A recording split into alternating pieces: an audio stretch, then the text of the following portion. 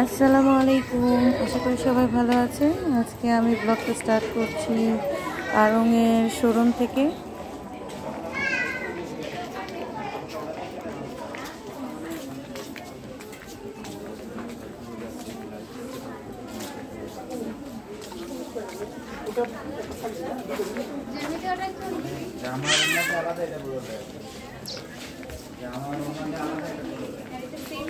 আজকে আমি আড়ং-এ আসছি, আমি একটা পার্স কিনবো আর হচ্ছে রান্নাঘর সাজানো এবং খাবার রুম সাজানোর জন্য কিছু ডেকোরেটেড জিনিসপত্র আর কিছু থালা বাসন কিনবো।